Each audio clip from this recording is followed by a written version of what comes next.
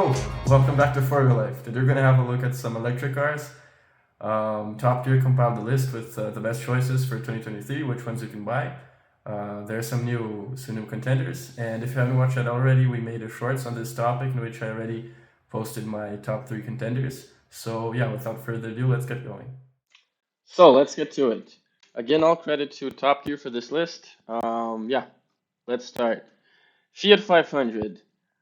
Yeah, I get why people buy these cars, especially in Europe. Cities here are pretty small and streets are tight, so it's a good car to go around town. It's not the best range you can find out there, so if you're gonna take this on a road trip or not, I don't know, I would consider. But yeah, I mean, I'm not a big fan, but I understand it. The EQS, yeah, this car is great for a few reasons. So it's pretty much standing some new standards for electric cars. So when it comes to driving assists, I mean Tesla has autopilot, but aside from that, Mercedes is pretty much bang on in this segment. And of course, it's luxurious too, very luxurious to be honest. And that really pushed BMW to improve the new i7. So yeah, it's a solid car, comfortable, great on road trips. It has a good range. So yeah, that's that. XC40, good car. It's that no compromise electric car because it's just basically an XC40 standard model. They take out the engine, put in the electric motors, and that's it. So you don't have the, I don't know, weird styling or sometimes unpractical design. It's just a standard Volvo SUV, which you all know are safe, are good, are very technological. So pretty solid choice. Peugeot. Jaguar I-Pace. This one has been around for some time now. It's proven itself to be a really good car.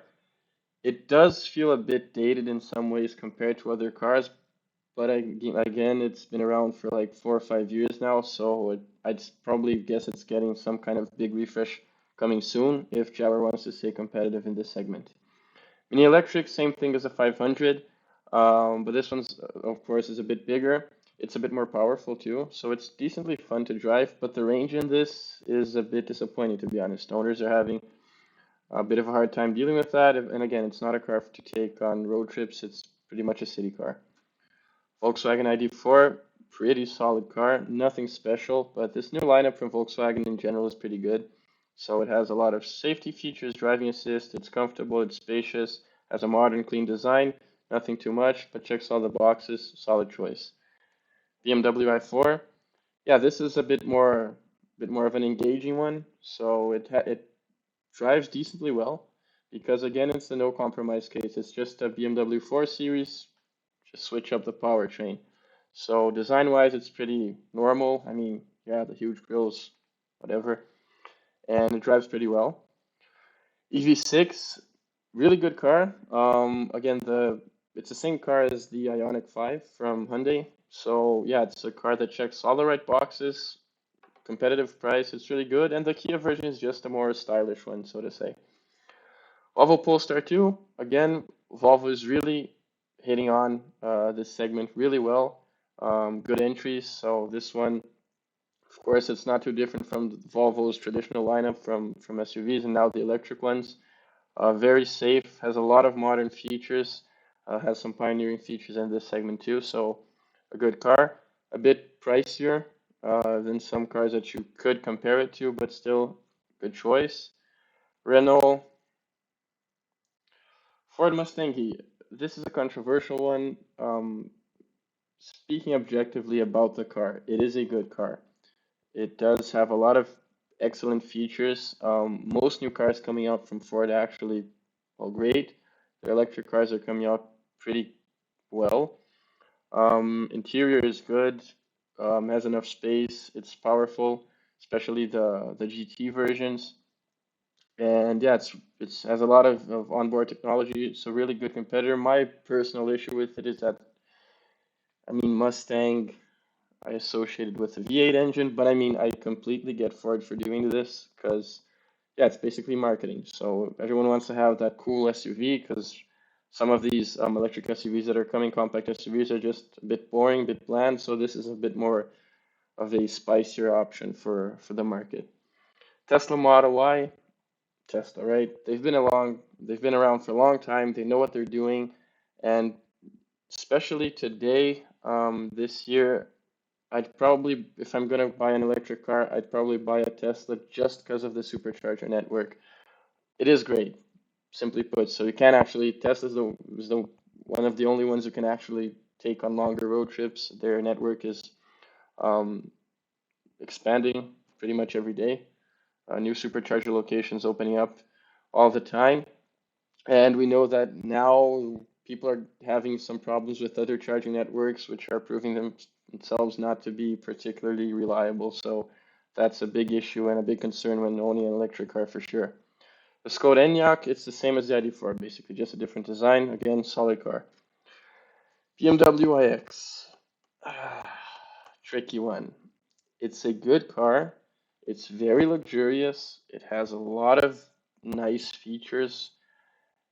It's just an eyesore. Just look, it's hard to look at. Like, why BMW? You always made the best cars, basically, all-round cars, and now this, I don't know.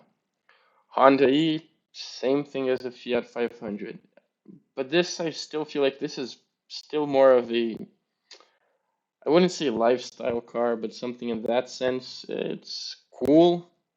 Is it the best logical option? Yeah, maybe. But again, it's a city car. Not a big range, but it's compact. It fits in pretty much every parking space in a big city. So yeah, for what it's made, it's good. Audi e-tron GT, this car is fantastic. It's based off the Porsche Taycan. We'll get into that later. Yeah, I mean, just look at it. It's incredibly designed. It's one of the sportier electric cars you can buy. It's actually good and engaging to drive. Again, it has that two-speed simulated gearbox, so that makes a difference. That differentiates it from pretty much all other cars except the Taycan electric ones.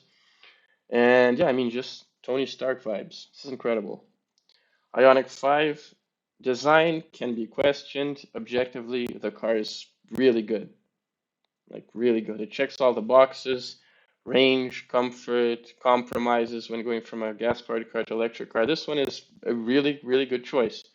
It's like big hatchback, small SUV type of situation. And again, the design is up to you. Yeah, I mean, it does look a bit weird, but if that doesn't matter to you, good car. Tesla Model 3, again, already explained why I like Teslas, and yeah, it's pretty much a Model Y, a bit lower center of gravity, so it's a bit better to drive, and I think the proportions just look a bit better. So design-wise, I think it's a bit prettier than the Model Y. You can get the performance version, which we all know is quick as hell, and yeah, it's a pretty solid car. Yeah, I mean, panel gaps, build quality at Tesla isn't particularly good, but still, supercharger network just pays it off, I guess.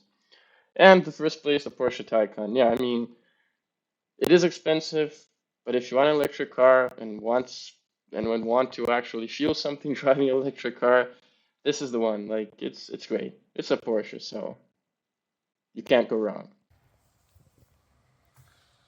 Well, having had a look at that, I guess it's time for my top picks. I'd say that I'd agree with Top Gear, so my top picks are, well, this one and these two.